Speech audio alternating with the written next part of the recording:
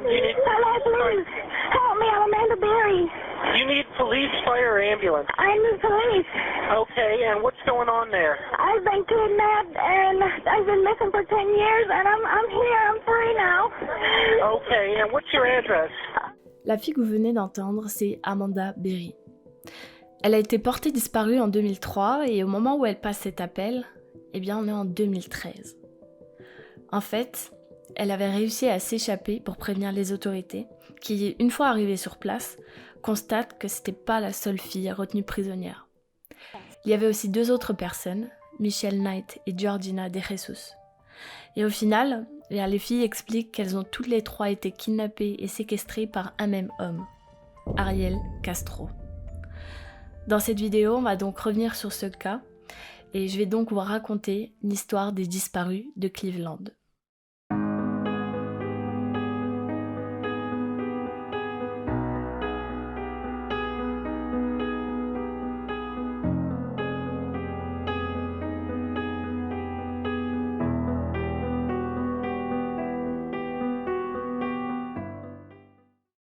Alors tout commence avec Michelle Knight.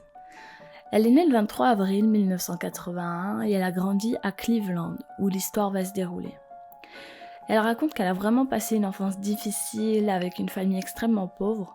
Et en plus de ça, c'était une famille au sein de laquelle il y avait beaucoup de violence, donc que ce soit physique ou psychologique. Et vraiment pour Michelle, c'était insupportable, au point où un jour, l'année de ses 13 ans, elle décide d'aller vivre dans la rue parce que pour elle, c'était vraiment pas supportable que d'être dans cette famille. Et donc ça a duré quelques mois jusqu'à ce qu'elle se fasse comme repérer par des connaissances qui sont allées raconter à ses parents qu'il avait vu vivre dehors. Donc en apprenant ça, son père il est vite fait venu la chercher, il l'a ramenée chez eux. Et donc Michelle, elle était de retour dans sa famille toxique et était toujours aussi pauvre. Elle se faisait toujours battre et vraiment elle n'a pas eu une enfance facile. En 1998, il y a quelque chose qui va changer sa vie puisqu'elle tombe enceinte et elle choisit de garder l'enfant. Donc l'année suivante, elle donne naissance à un petit garçon qu'elle va appeler Joey et c'était vraiment une motivation pour elle. Elle voulait lui donner le meilleur et tout faire pour lui. Malheureusement, Michelle, elle avait pas trop les moyens, donc elle habitait chez ses parents. Et en 2002, alors qu'elle a 21 ans et Joey 3 ans, il y a un incident avec sa famille et donc on lui enlève la garde de son fils. Et à ce moment de sa vie, Michelle, elle est au plus bas, vraiment, elle fait tout pour le récupérer puisqu'il a été placé en foyer par les services sociaux. Et vraiment, elle se démène du mieux qu'elle peut, elle veut leur prouver que c'est une bonne mère, vraiment, elle fait tout. Et pour ça, elle avait des rendez-vous et il y en a un vraiment qui va changer sa vie à tout jamais. Donc on est le 23 août 2002 et Michelle, elle doit aller voir les services sociaux pour son dernier rendez-vous pour récupérer la garde de son enfant. Ce qu'il y a, c'est qu'elle doit se rendre dans une partie de la ville qu'elle connaît pas du tout et la personne qui devait l'emmener, elle l'abandonne le matin même. Donc vraiment là, Michelle, elle est embêtée, mais elle se dit bon, je vais les prévenir, je vais téléphoner, leur dire que j'arrive même si j'aurai du retard. Donc ce qu'elle fait, c'est qu'elle se rend dans un supermarché pour passer l'appel. Mais ce qu'elle sait pas, c'est qu'il y a Ariel Castro qui l'avait suivie et qui l'avait vue rentrer dans le magasin. Donc Michelle, elle les appelle, elle finit, elle va pour sortir et là il y a Ariel qui vient vers elle et qui se présente comme le père d'Emily, une fille qu'elle connaissait très bien, et lui propose de lui rendre service en la déposant. Là Michelle, elle a pas d'autre solution, elle se dit vraiment... C'est un hasard de dingue qu'elle tombe sur lui et qu'ils veulent bien la déposer. Bon, bien sûr, on sait que ça l'était pas du tout, puisque lui, Ariel, il avait tout préparé depuis un moment. Mais bon voilà, les deux montent dans la voiture d'Ariel et ils partent. Michelle, elle fait un peu la discussion et là, Ariel, il lui dit « Par contre, avant de te déposer, je dois aller chez moi parce que j'ai des bébés chiens chez moi et je veux vérifier s'ils vont bien. » Michelle, elle lui dit d'accord, mais je dois vraiment pas arriver en retard, c'est super important. Ariel, il dit ok, donc il va dans sa rue, il se gare dans son allée, il sort seul d'abord et rentre chez lui. Après quelques minutes, il revient et il va voir Michelle, il lui propose de lui donner un petit chiot pour son fils, et Michelle, elle accepte. Donc elle sort, elle passe le pas de la porte de sa maison, et elle entre chez Ariel. Et là, elle n'en sortira pas avant 11 longues années. Il l'enferme dans une chambre et il la frappe violemment. Michel elle le supplie de la laisser aller au rendez-vous. Elle lui dit mais je peux vraiment pas le rater, sinon ils vont m'enlever la garde pour toujours. Et finalement il la tape tellement fort qu'elle perd connaissance. Ariel Castro est né le 19 juillet 1960 à Porto Rico. Quand il était enfant, ses parents ont divorcé. Il est venu vivre aux États-Unis avec sa mère et ses 3 frères et sœurs pour avoir un meilleur niveau de vie. Et donc c'est comme ça qu'ils sont arrivés à Cleveland. Il s'est marié avec une femme qui s'appelle Grimilda, avec qui il a eu 4 enfants. Donc il y avait Anthony, Angie, Arlene et Emily. Et vraiment, Grimilda, sa femme, elle le décrivait comme une personne extrêmement contrôlante et extrêmement violente. Elle raconte qu'il la frappait souvent. D'ailleurs, elle a divorcé de lui en 2000 parce que c'était pas du tout gérable. Et Ariel, à partir de 2000, il vivait seul dans sa grande maison. Par rapport à son travail, à chaque fois, il se faisait virer de ses emplois parce qu'il n'était pas très efficace, même il était feignant. Il y a juste son dernier travail qu'il a gardé des années. Et en fait, ce travail, c'était d'être le conducteur du bus scolaire qui ramassait les enfants dans le quartier. Donc, tout le monde le connaissait finalement. Pourtant, il a quand même eu plein de problèmes avec ce travail parce que dans les dernières années, il commençait à faire un peu n'importe quoi. Il faisait comme des infractions ou alors il utilisait le bus pour lui. Puis même il y a un jour où il a retenu des enfants dans le bus contre leur gré, sans raison. C'était juste lui qui voulait pas les laisser partir. Et c'est dingue parce que suite à cet épisode de pseudo-enlèvement, si on veut, la police elle s'était rendue chez lui pour le confronter à ce que disaient les enfants. Finalement, donc la police elle arrive à sa porte, elle toque 1 fois, 2 fois, 3 fois, elle assiste. Et personne répond. Donc les agents, ils sont juste partis et ils sont jamais retournés le voir. Alors qu'au moment de leur venue, Ariel, il avait les 3 filles retenues prisonnières et enchaînées dans sa maison. Et donc voilà, c'était une personne clairement dérangée. Et d'ailleurs, ces enfants, ils racontent qu'avec le recul, ils se rendent compte que leur père, il était vraiment bizarre. Par exemple, il avait installé des cadenas sur toutes les portes de chez lui, même quand ils habitaient encore là-bas. Il avait bloqué l'accès à l'étage en mettant des gros cartons. Et quand les enfants voulaient aller dans leur ancienne chambre, Ariel, il leur disait « Ah oui, mais j'ai condamné là-bas ». Alors qu'en fait, pas du tout. C'est juste qu'il y avait les filles de retenues prisonnières à l'intérieur. Et donc voilà, c'était quelqu'un de clairement dérangé et il dit même qu'il avait envie de kidnapper les filles parce qu'il voulait des esclaves à lui et qu'il s'ennuyait. Donc sa première victime, c'était Michelle Knight. La première nuit, Ariel, il a enchaîné Michelle dans son sous-sol et il lui a mis un casque de moto sur la tête. Elle est restée comme ça pendant très longtemps.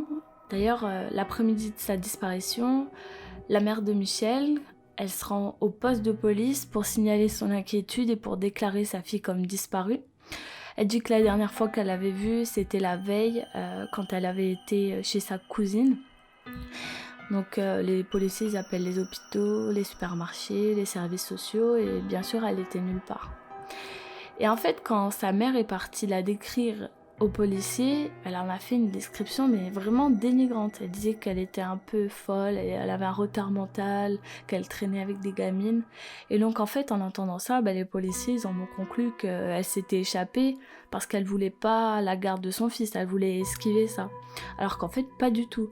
Et pour vous dire à quel point ils croyaient tellement pas à l'histoire d'enlèvement, ils ont enlevé Michelle de la liste des personnes recherchées seulement 1 an après le signalement de sa mère. Et donc pendant 11 longues années, personne la cherchait, il n'y avait pas d'avis de recherche, puis même sa famille, elle s'en fichait. Donc les premières semaines, Michelle, elle était enchaînée à un poteau, il l'agressait physiquement, sexuellement. Il la traitait vraiment comme une esclave, elle avait juste un seau pour ses besoins, lui il la nourrissait quand lui il voulait, ou alors même pas du tout. Et un jour, Michelle, elle est tombée enceinte. Et là, Ariel, il était absolument furieux. Donc ce qu'il fait, c'est qu'il veut provoquer une fausse couche. Donc il la frappe au ventre jusqu'à ce que ça marche. Et quand ça arrivait, il remettait la faute sur elle en disant qu'elle n'était pas assez forte et qu'elle avait tué son enfant à lui. Et Michelle elle raconte qu'elle a fait au moins 5 fausses couches à cause de lui pendant ces 11 années. Et un jour, Michelle, elle est déplacée en haut. Donc Ariel, il lui dit, tu vas aller dans une chambre et tu vas libérer le sous-sol. Michel, elle lui dit, pourquoi qu'est-ce qui se passe? Et Ariel, il lui dit, bon, j'ai envie d'une nouvelle esclave. Moi, toi, tu m'as saoulée. J'ai envie d'une fille blonde maintenant. Et donc, c'est comme ça qu'il s'en est pris à Amanda Berry. Amanda Berry, elle est née le 22 avril 1986, aussi à Cleveland, et elle a toujours vécu là-bas avec sa mère et ses sœurs. À 16 ans, Amanda, elle trouve un travail à Burger King, à quelques centaines de mètres de sa maison.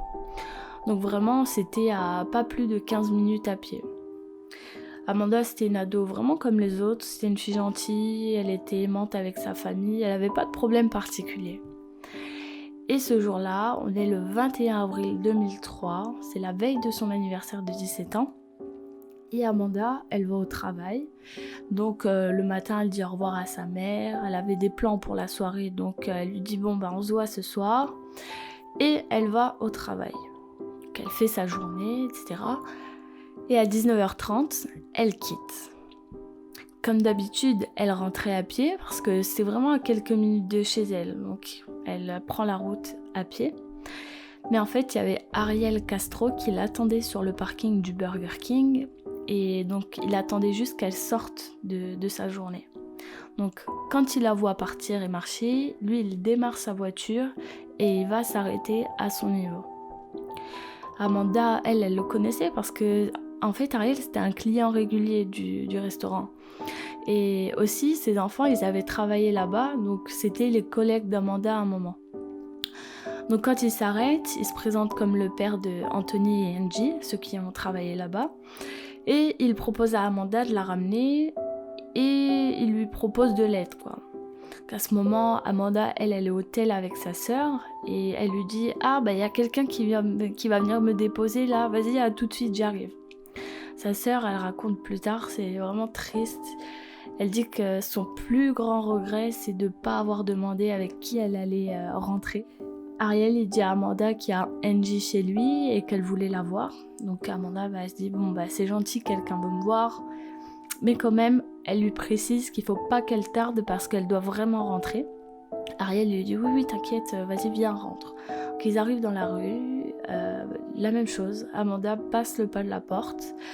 Ariel lui dit de monter en haut et de trouver la chambre où Angie l'attend. Donc Amanda elle monte, puis elle voit qu'il y a Ariel qui la suit.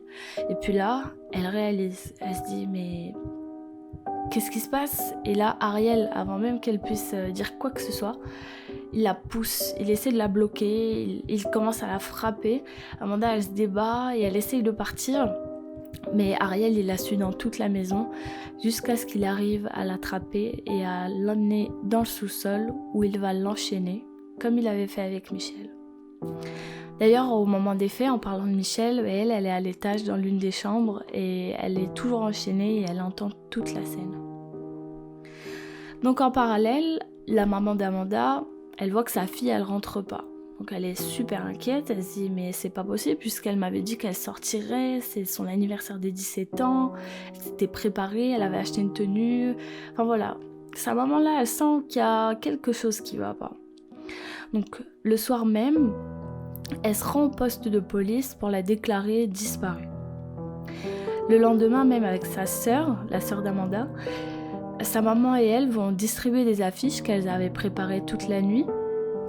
Et tellement que c'était une histoire qui était entretenue comme ça par sa famille, elles ont même réussi à passer à la télévision locale pour parler de la disparition.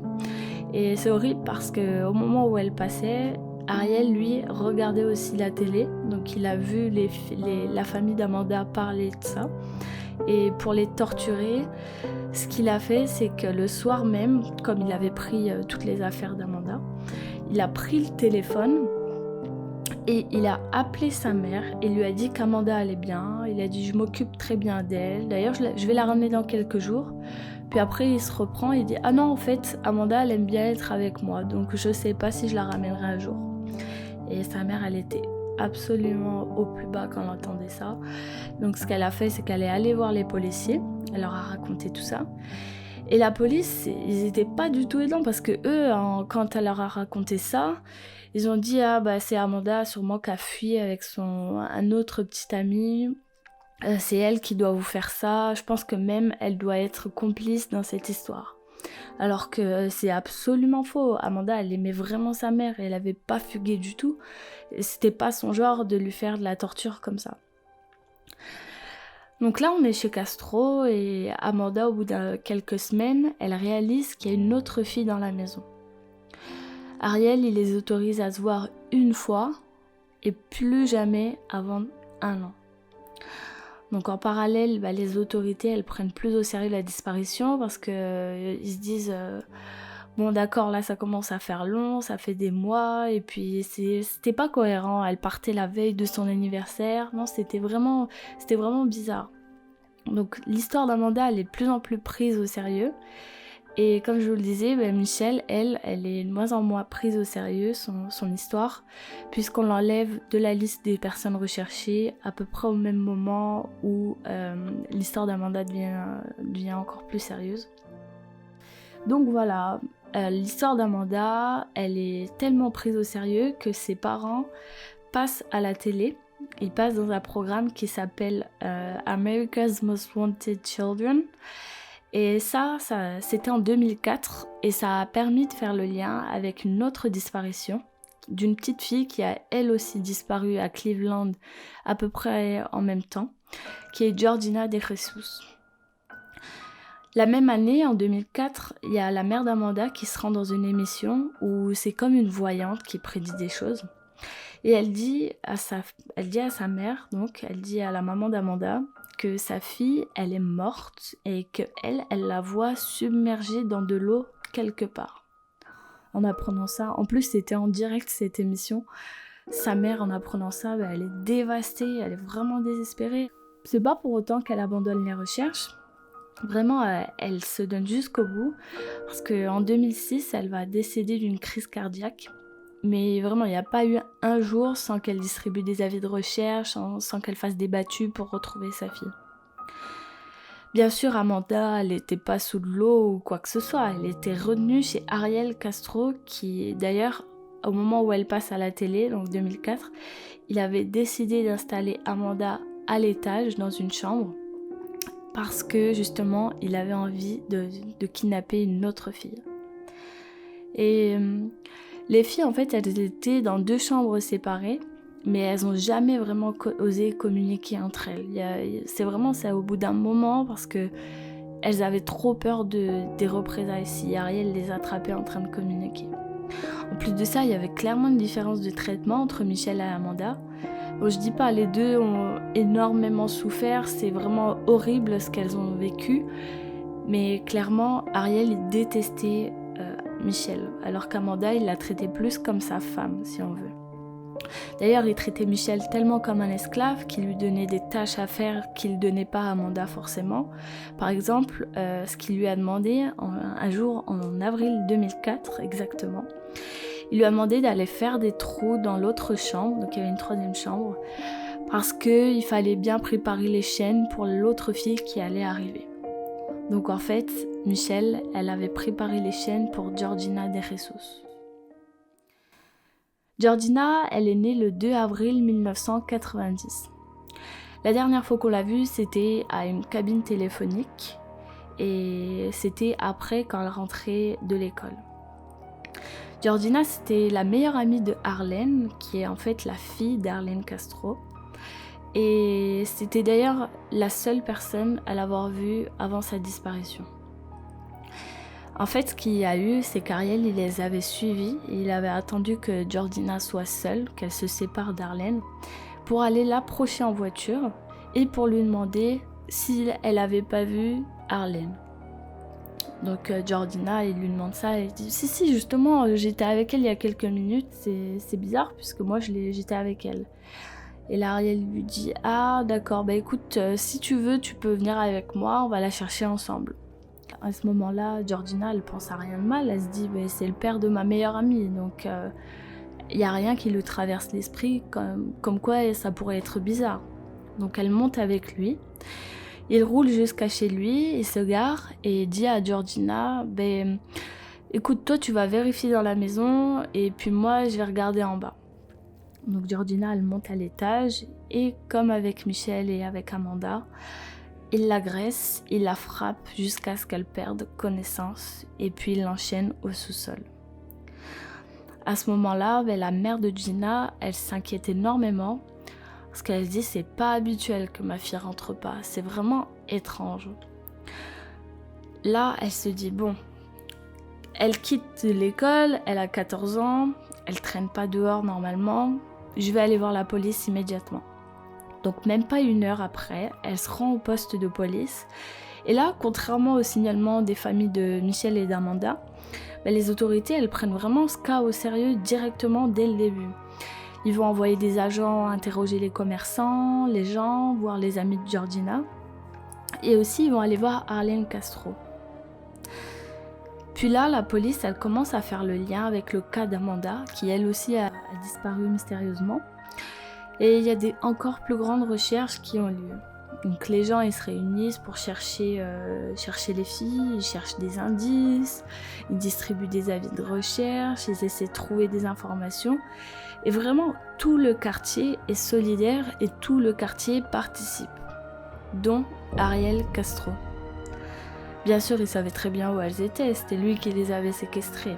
Le pire dans tout ça, c'est qu'en participant à ces battues et à ces recherches, il se rend compte qu'il a kidnappé la fille qui était la cousine de l'un de ses meilleurs amis. Soi-disant qu'il savait pas ça, mais bon, il s'en est rendu compte et avec ça, il commence à stresser, il commence à se dire si je continue à venir aux recherches, on va me griller. Donc il devient tellement nerveux qu'un jour il écrit une note de confession dans laquelle il explique pourquoi il a fait ça, il explique comme quoi il avait été traumatisé quand il était plus jeune. Et c'est horrible parce que ce qu'il écrit aussi, c'est que les filles, elles avaient qu'à pas monter avec lui et que c'est pas de sa faute si elles étaient naïves.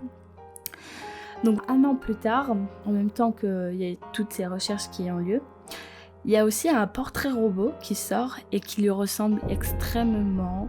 C'est vraiment la description physique, elle lui correspond tout à fait. Et voilà, la famille de Georgina elle est aussi déterminée que celle d'Amanda à faire des recherches, à trouver l'homme qui ressemble au portrait robot. Elle parlait aussi souvent aux médias. Et là, les 2 histoires, elles commencent vraiment à être liées. Mais on met pas du tout Michel dedans, parce qu'elle était clairement oubliée comparée à Amanda et Georgina. Elle, il y avait personne qui faisait des recherches pour elle. On pensait pas à elle, alors que pourtant, maintenant on le sait, il y avait les 3 filles ensemble qui étaient retenues chez Ariel. Elles étaient ensemble, mais bon. Michel, c'est vraiment la personne oubliée de cette histoire et j'espère lui rendre justice en insistant sur ça.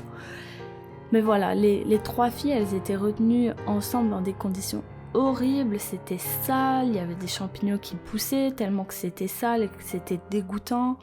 Elles mangeaient que quand Ariel leur donnait et encore quand elles mangeaient, Ariel nettoyait pas derrière, donc ça restait, il y a tout qui s'entassait, les odeurs.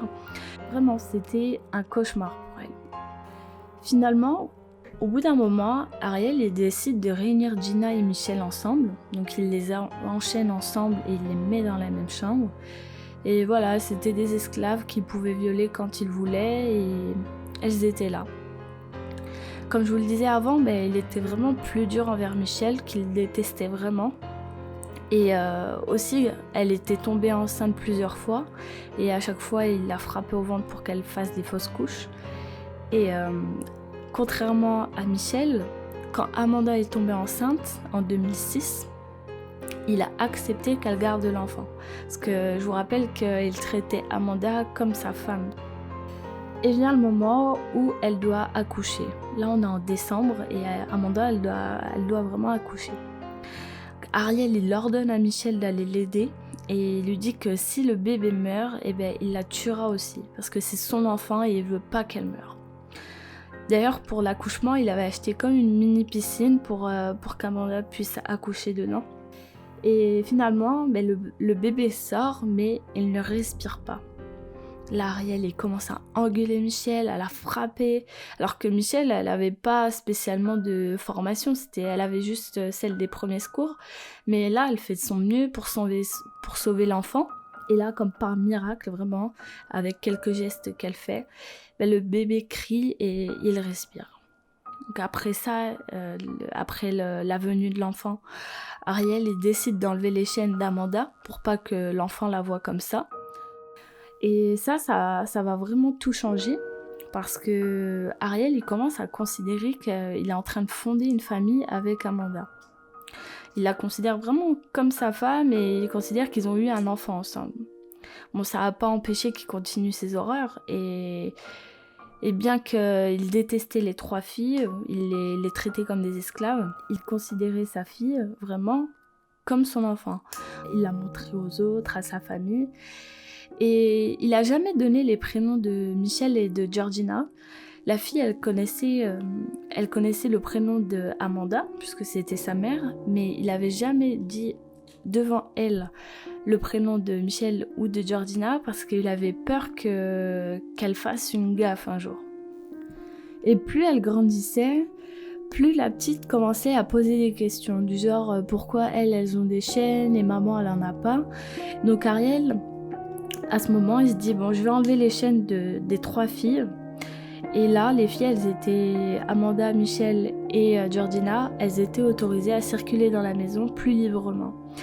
Mais pour les dissuader de quoi que ce soit, il portait toujours son arme sur lui et il disait si vous faites quelque chose, si vous essayez quelque chose, moi je vous tue. Bon, bien sûr, les filles, elles ont essayé de s'échapper au début et Ariel, en fait, il avait mis des cadenas partout, donc c'était quasiment impossible puisqu'il est fermé à chaque fois. Et ça a duré des années, vraiment des années, jusqu'au jour où tout allait changer. Là, on se transporte le 6 mai 2013 et Ariel part manger chez sa mère. Il dit à sa fille de venir, mais elle lui dit que non, elle n'a pas envie de venir et qu'elle allait rester avec sa mère. Donc Ariel, il dit d'accord, il prend la voiture et il part. La fille, elle court voir sa mère, donc elle court vers Amanda et elle lui dit maman, il y a papa qui est parti, d'ailleurs sa voiture, elle est plus là. Il va chez grand-mère, il m'a dit, mais je sais pas.